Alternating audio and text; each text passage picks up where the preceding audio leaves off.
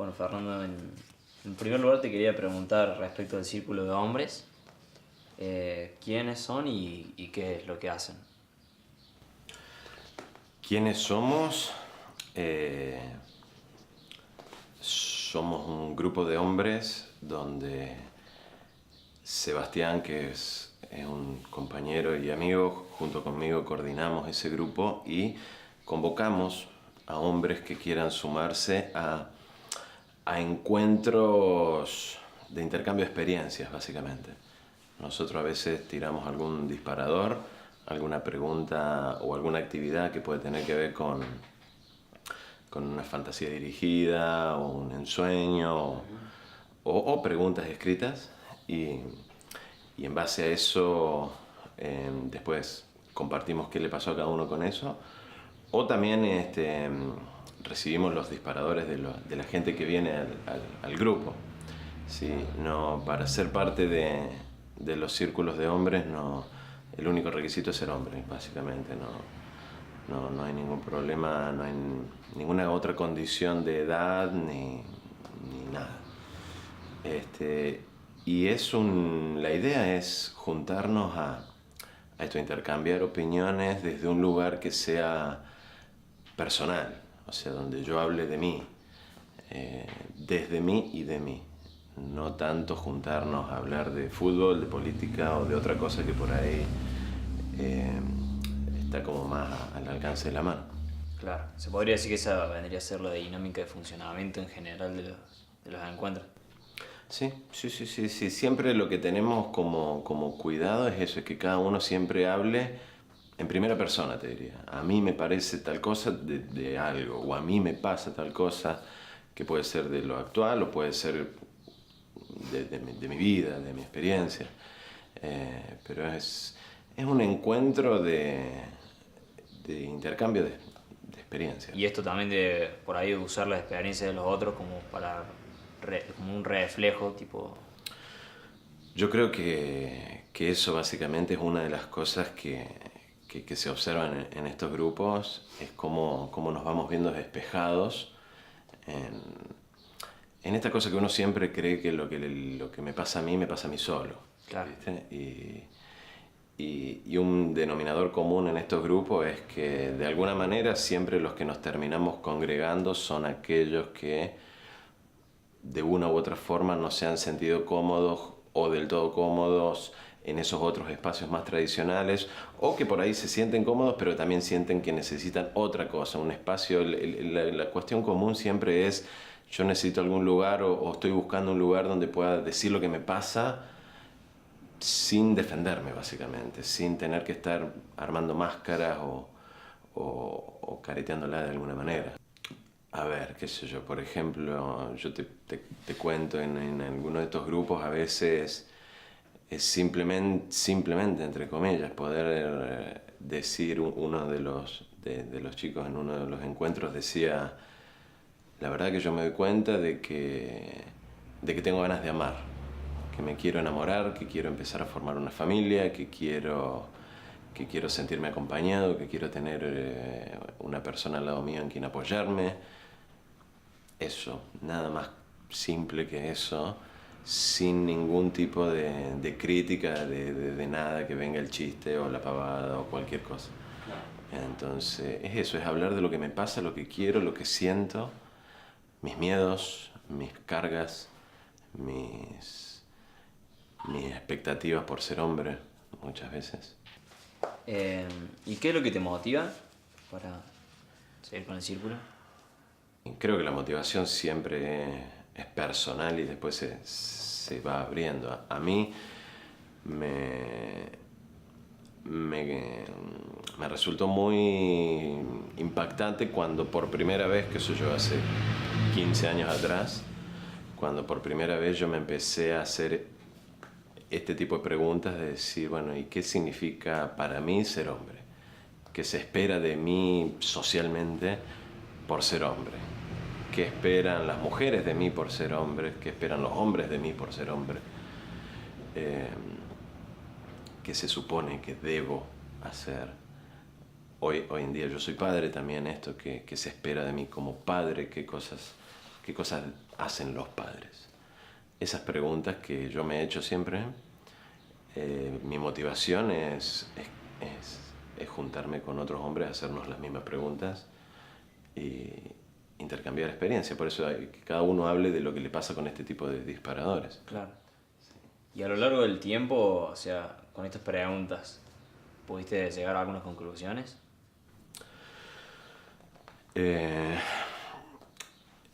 Y la conclusión a la que yo veo es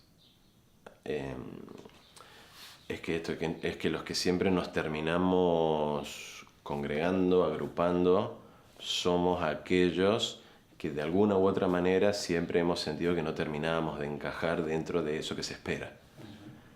Es que nunca nos hemos sentido cómodos con esta cosa del macho alfa que está compitiendo para ganarle al otro, no importa en qué, pero yo tengo que ser mejor. O en permitirnos cierta conexión con la emocionalidad sin por eso perder masculinidad. Entonces yo lo que voy viendo es que en la convocatoria y en la gente que se arrima vamos teniendo esos puntos en común. Todos, al hablar de experiencias y de cosas que nos han pasado, el denominador común sí, siempre es ese, es decir, sí, a mí nunca me cerró esto, siempre fui el bicho raro o cosas parecidas.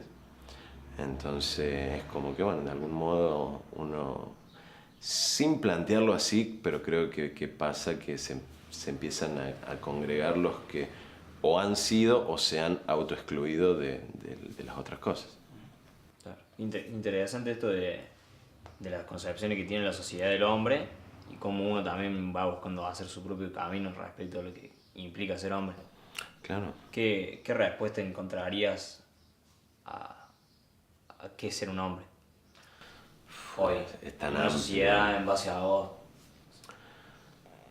A mí una de las cosas que yo te decía que mi motivación empezó hace más o menos 15 años, que fue cuando empecé a entrar en esta temática.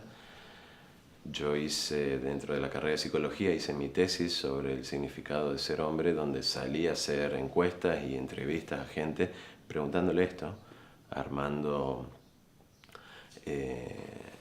escalas de preguntas sobre distintos temas, sobre lo económico, sobre lo físico, sobre la sexualidad, sobre la salud, etc.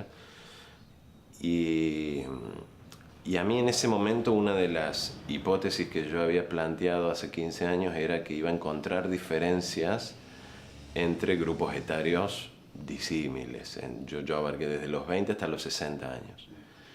Y para mi sorpresa, no fue así. Digamos, yo me encontraba personas, hombres y mujeres, dentro de los 20, diciendo las mismas cosas que hombres y mujeres dentro de los 50, 60.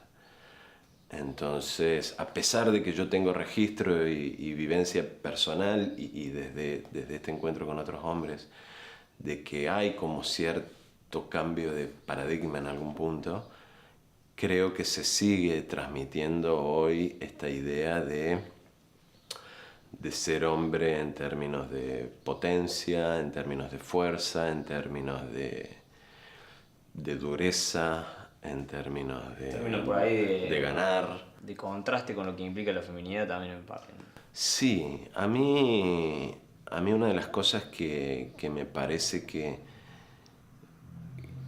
más nos afecta a los hombres muchas veces cuando nos dejamos afectar por eso, es como que uno nunca termina de algún modo de ganar el mote de hombre o de varón. Es como que permanentemente hay que estar defendiéndolo.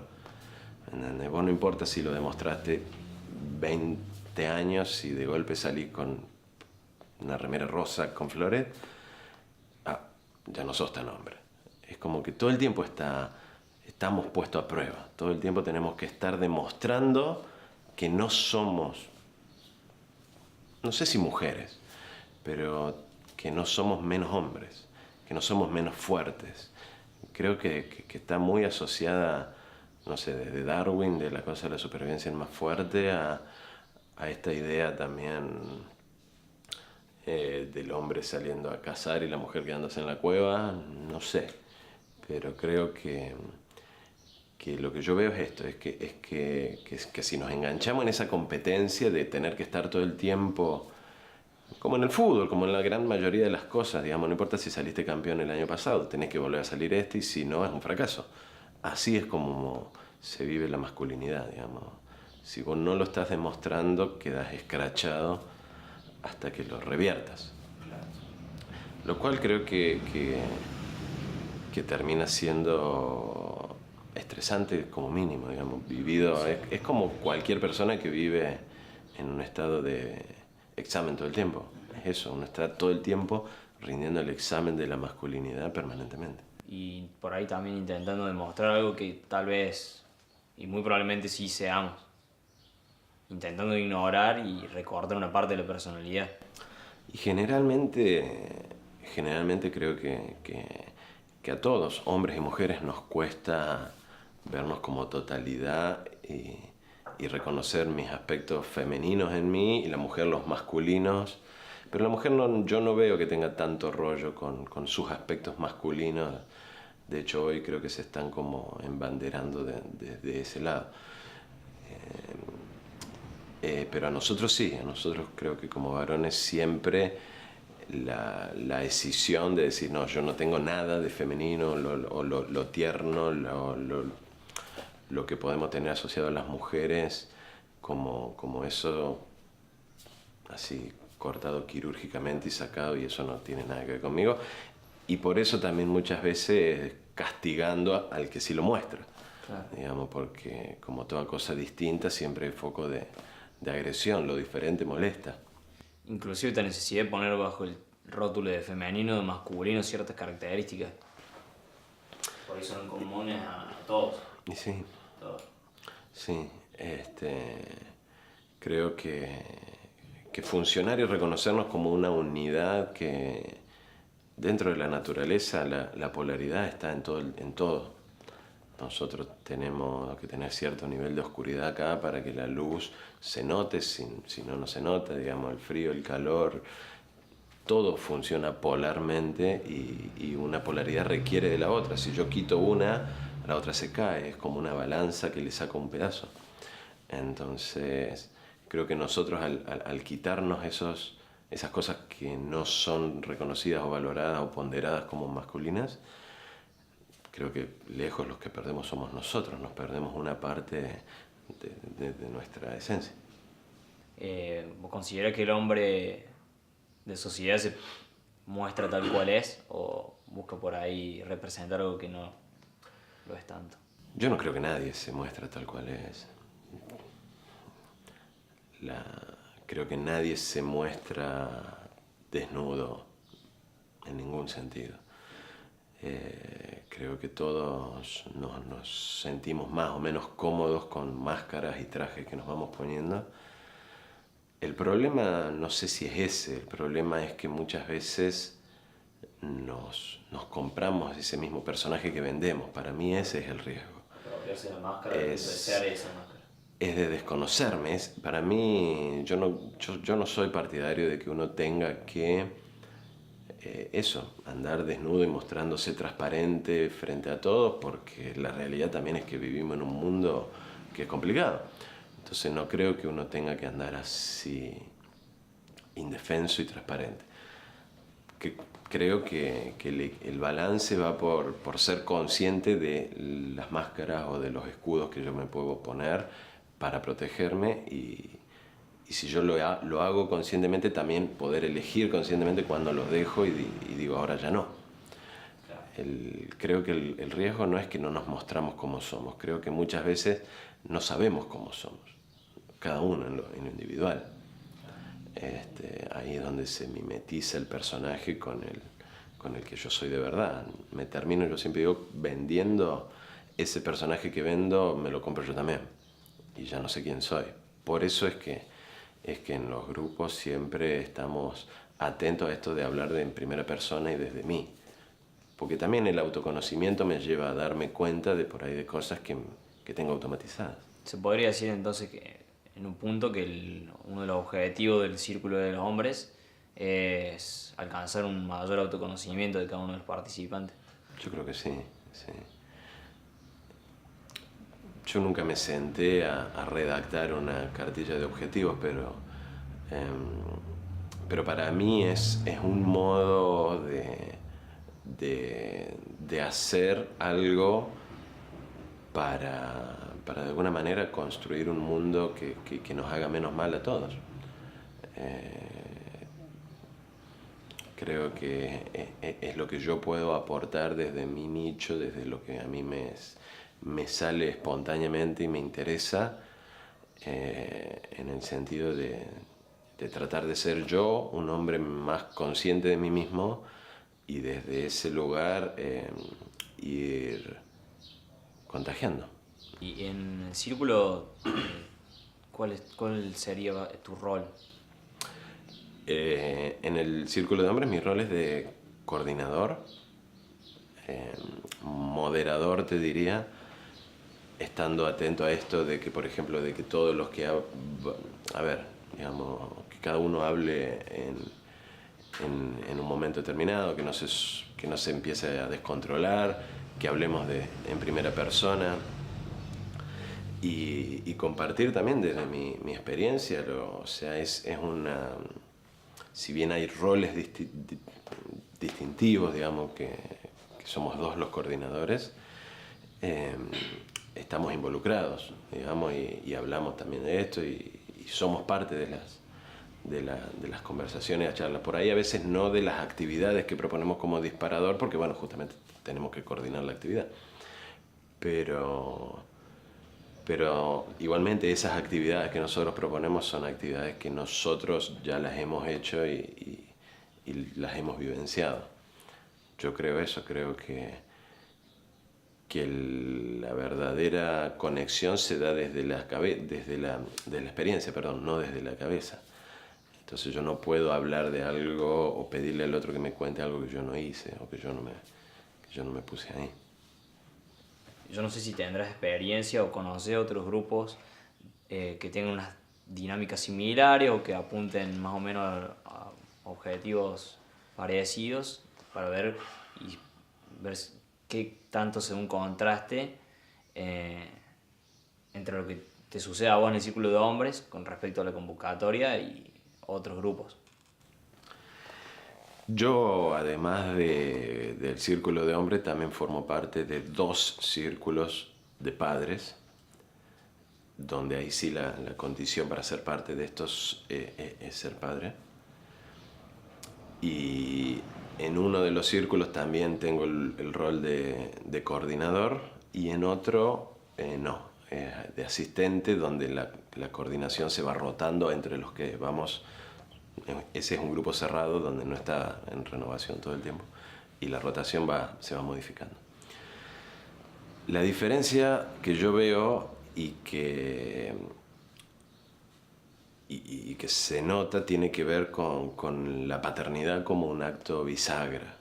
Digamos, en esos grupos lo que yo observo es que los varones, después de conectar con la paternidad, les empezó a pasar, de empezar a cuestionarse ese lugar en el cual muchas veces somos puestos y también nos quedamos cómodos de padres como proveedores y que la crianza y el estar con los hijos es más una cosa de las mujeres. Bueno, a estos grupos de padres llegan padres que también empiezan a romper con eso y a cuestionarse y a decir, pero yo no estoy cómodo saliendo y yéndome a trabajar todo el día y volviendo y no estando con mis hijos. Entonces el punto ahí en común es que creo que la paternidad ha sido una bisagra donde ha llevado a más varones, padres, a buscar lugares en donde conectarse con otros padres y ver cómo es esto de la paternidad, sobre todo los padres primerizos. Acá, al no estar ese factor, porque varios de los que vienen no son padres, algunos sí, pero varios no, entonces es como que de alguna manera ese crack interno debe venir por otro lado, que no sea cuestionar mi lugar como papá. Yo creo que en general somos bastante dóciles y obedientes a los mandatos que se nos imponen porque no tenemos conciencia. Yo soy bastante convencido de esta frase que dice que el mejor esclavo es aquel que cree que es libre. Entonces, cuando nosotros somos esclavos de estos mandatos sin cuestionarnos, vamos y nunca cuestionamos. ¿Y qué factor de la paternidad consideras vos que es como vendría a ser el punto de partida que ya genera una necesidad de por ahí cuestionarse ciertos factores, ciertas características que los diferencian por ahí del círculo de hombres que no tienen esta necesidad tan marcada? Y para mí la paternidad, si te tengo que decir un factor que es como el clave, te diría pasa por el lado de la presencia. Creo que dentro de esto de los roles supuestamente asignados, es como que la presencia del hombre muchas veces es tildada como de prescindible. Entonces cuando como padres nos empezamos a cuestionar esto y decir, pero yo quiero estar.